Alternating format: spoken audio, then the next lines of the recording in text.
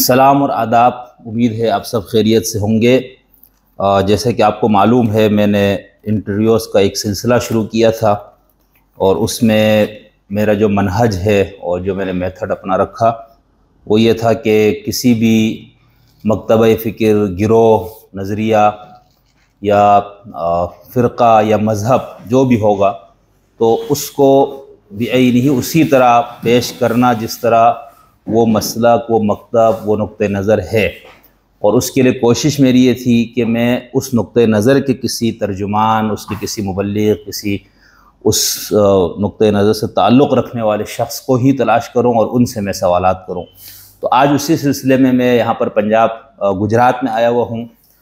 جب ہم اپنے مدرسے کے طالب علمی کے دور سے آخری سالوں میں تھے تو اس وقت جب آبائی مسلک سے انحراف سمجھے یا ایک تبدیلی کا جب وہ شروع ہوا مطالعہ اور پڑھنے سے، تو اس وقت ہماری نظر میں مولانا عبدالکریم عصری اور عنایت اللہ عصری کے نام آئے، اور ہم نے ان سے متعلق کچھ چیزیں پڑھی، اور خاص طور پر عبدالرحمن کیلانی صاحب نے جو تنقید کی ہوئی تھی انکار حدیث اور ان چیزوں پر، معجزات کے حوالے سے ان کی کتاب، تو اس میں پہلی بار ہمیں یہ پتہ لگا کہ بھئی اہل حدیث مکتبہ فکر سے تعلق رکھنے والے کچھ اہل علم ایسے ہیں جنہوں نے کچھ خیالات ایسے پیش کیے، دین کی کوئی ایسی تعبیر کچھ چیزوں میں جو روایتی جو اہل حدیث مسلک جس کو کہا جاتا ہے اور باقی مسالک سے بھی بالکل ہٹ کر ہے۔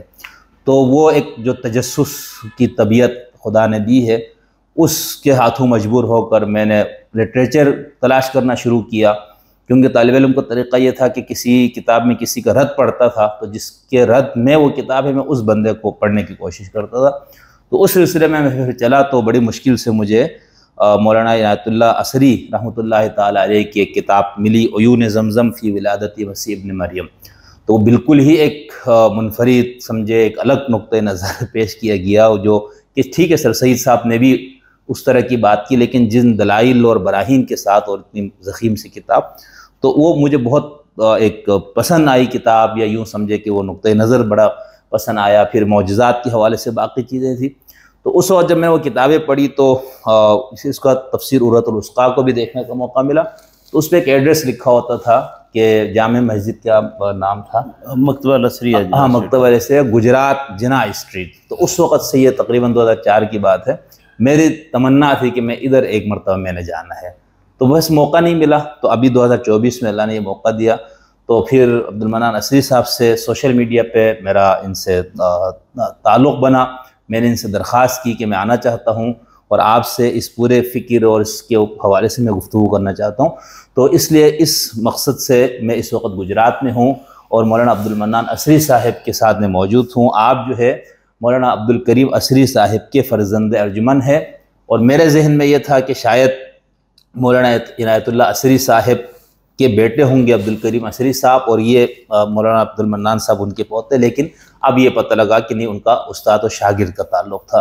تو مولانا عبدالمنان صاحب کا بہت شکریہ، آپ نے مجھے ٹائم دیا، عزت افزائی کی، مہمان نوازی کی، اللہ تعالیٰ آپ کو اس کا اجر دے۔ آمین جی، اللہ برکت دے آپ کو، آپ بھی تشریف لائے، شکریہ۔ بس میں 2-3 چیزیں، ایک تو ہسٹری سے متعلق اس مولانا صاحب کی یعنی یہ ابتدا کیسے ہوئی اس سے، اور کچھ آپ لوگوں کی جو بنیادی فکری جو اختلاف ہے یا علمی اختلاف ہے باقی مسالک سے اور خاص طور پر اہل حدیث وغیرہ سے، اس سے متعلق میں کچھ چیزیں آپ سے جاننا چاہوں گا۔ تو سب سے پہلے ہمیں آپ تھوڑا سا یہ بتائیں نا کہ مولانا عنایت اللہ عصری صاحب، ان کا تھوڑا سا تعارف، ان کا شجرہ علمی کیا تھا؟ جی، حافظ عنایت اللہ عصری رحمہ اللہ وزیر آباد، یہ گجرات کے ساتھ ہی ایک گاؤں ہے جو ویسے تو گجرانوالہ ضلع میں آتا ہے، تو وزیر آباد میں یہ پیدا ہوئے تھے حافظ عنایت اللہ عصری 1898 میں۔ اچھا۔ اور اپنے محلے سے ہی انہوں نے تعلیم و تدریس کا سلسلہ جو ہے وہ شروع کیا۔ مولانا عبدالمنان وزیر آبادی رحمہ اللہ کے یہ شاگردوں میں تھے، مولانا اسماعیل سلفی رحمہ اللہ، حافظ محمد گوندلوی رحمہ اللہ، ان کے ہم اثر تھے۔ اچھا۔ آپ صاحب رحمہ اللہ زمانہ طالب علمی میں ہی کچھ سوچ و بچار میں لگ گئے تھے، جیسے ایک باقاعدہ یعنی تنظیمی سلسلہ اور نظام اور معاملات، حافظ صاحب تنظیموں کے ساتھ بھی اٹیچ رہے، لیکن اس کے باوجود وہ فکری طور پر کچھ سوچ بچار جو ہے اس میں لگے۔ معاش کے سلسلے میں حافظ صاحب جو ہیں انہوں نے اپنی پوری زندگی سلائی کے کام میں گزاری ہے۔ اچھا جی، دردی کا کام کرتے تھے، اور باقاعدہ عالم دین تھے۔ باقاعدہ عالم دین تھے، حافظ قرآن تھے، اور وہاں سے مولانا عبد المنان وزیر آبادی رحمہ اللہ سے درس سند فراغت بھی حاصل کی تھی۔ صحیح۔ پھر کلکتہ میں جا کر کام بھی کرتے رہے، اور اچھا، وہاں پہ درس و تدریس کا سلسلہ بھی رکھا۔ ٹھیک۔ اور 1923 میں حافظ صاحب گجرات قرآن کریم سنانے کے لیے، یہ مسجد جو ہے یہ اس وقت کٹرا شال بافا معروف تھا، جو جناح اسٹریٹ آج کل ہے۔ صحیح۔ تو اس میں یہ کٹرے والی مسجد ہی معروف تھی، گجرات کی یہ ابتدائی مسجد میں آتی ہے، بلکہ شروع کی پہلی مسجد یہی بنتی ہے سٹی کے اندر۔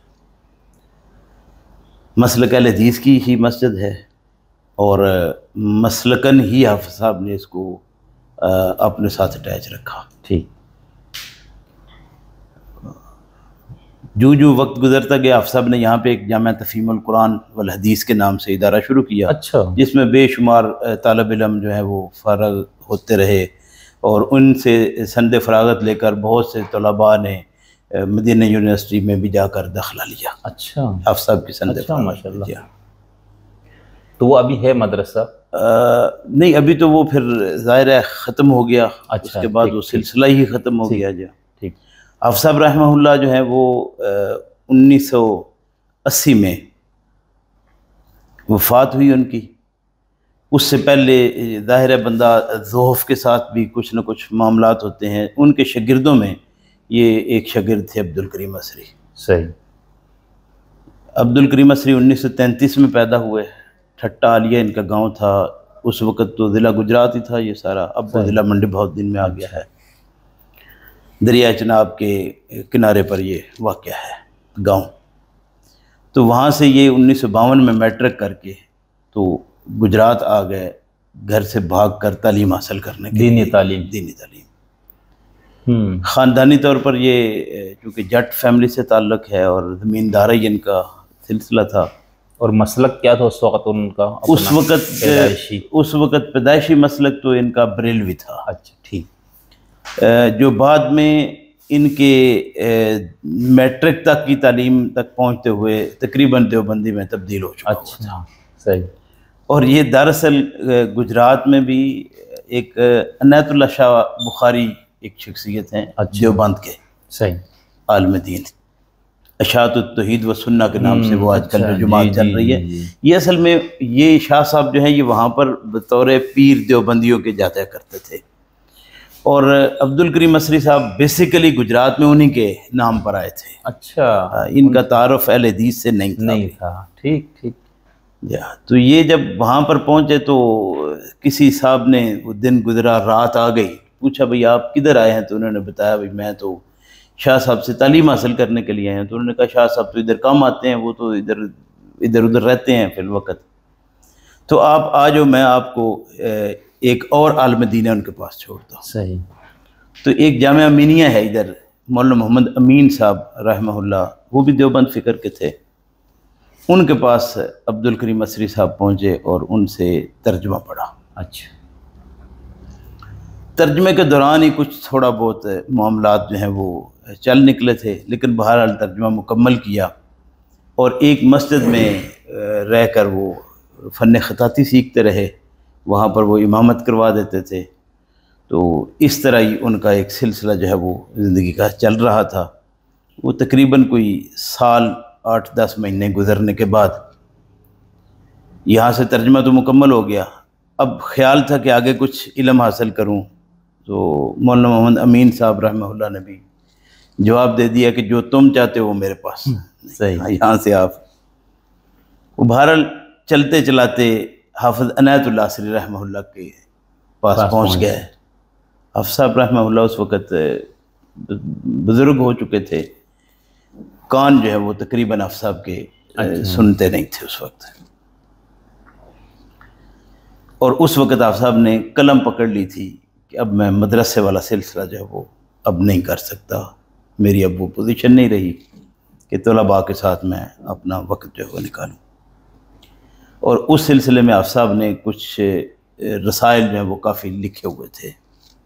صحیح۔ کیونکہ عبدالکریم اثری نے خطاطی سیکھ چکے تھے، تو پھر وہ آف صاحب کے لکھے ہوئے جو ہاتھ کے رسالے تھے ان کو کتابت کی شکل میں دینا اور پھر وہ لے جا کر ان کو پرنٹ کروا دینا، اور یہ ایک سلسلہ شروع ہو گیا۔ یہ تو حافظ صاحب کا اور اثری صاحب کا ایک مختصر تعارف ہوا۔ تھوڑا آپ کا اپنا بھی۔ میں مولانا عبدالکریم اثری رحمہ اللہ کی اولاد میں تیسرا بیٹا ہوں ان کا جی۔ اچھا۔ عبد المنان نام ہے میرا، اور عبد المنان کلیم یہ نام میرا حافظ عنایت اللہ اثری رحمہ اللہ نے عبد المنان اپنے استاد محترم مولانا جو حافظ عبد المنان وزیر آبادی رحمہ اللہ تھے انہیں کے نام پر رکھا تھا۔ ٹھیک۔ نام تو ہم چاروں بھائیوں کو انہوں نے رکھے، اور نام میں ایک مماثلت بھی بڑی عجیب رکھی۔ بڑے بھائی کا نام عبد العلیم طاہر ہے، اس کے چھوٹے ہیں عبد العظیم سلیم ہیں، اور اب تیسرا عبد المنان آیا تو عبد المنان کو کلیم کے ساتھ سلیم کے ساتھ ملا دیا۔ پھر چوتھا بیٹا عبد الکریم کے ہاں جب پیدا ہوا اثری صاحب کے، تو انہوں نے عبد السلام شاہد، صحیح، یا شاہد اور طاہر کو ملا دیا، سلیم اور کلیم کو ملا دیا۔ اور آپ کے چاروں جو بھائی ہے یہ بھی اسی سے وابستہ ہے درس؟ جی، درس و تدریس سے تو خیر وابستہ ہیں ہی الحمدللہ۔ ظاہر ہے عبدالکریم اثری صاحب نے اپنی اولاد کی تربیت تو الحمدللہ ٹھیک کی ہے، لیکن جو باقاعدہ سلسلے کو چلایا وہ تقریباً میرے ساتھ ہی وہ ریلیٹ ہوا۔ باقی بھائی بھی چل رہے ہیں، میرے سے جو بڑے ہیں وہ جامعہ تعلیمات اسلامیہ سے فارغ ہیں، فیصل آباد سے۔ اچھا۔ اور یہ دیوبندی مدرسہ؟ یہ نہیں ہے تو اہل حدیث فکر کے ہیں، یہ اشرف صاحب سے طبیہ کالج والے، تو وہاں سے انہوں نے وہ طبیہ کالج سے بھی تعلیم حاصل کی، تو وہاں رہ کے تعلیمات اسلامیہ سے بھی فراغت لی۔ وہ بھی گاؤں میں جمعہ شمع وہ پڑھاتے ہیں آج کل، عبد العظیم اثری نام سے۔ تو بڑے جو ہیں بھائی وہ ماشاءاللہ ایم فل ہیں اسلامیات میں۔ اچھا۔ اور یہ گجرات کے ساتھ ہی شادی وال ہائی اسکول میں ہیڈ ماسٹر ہیں اس وقت وہ۔ ٹھیک۔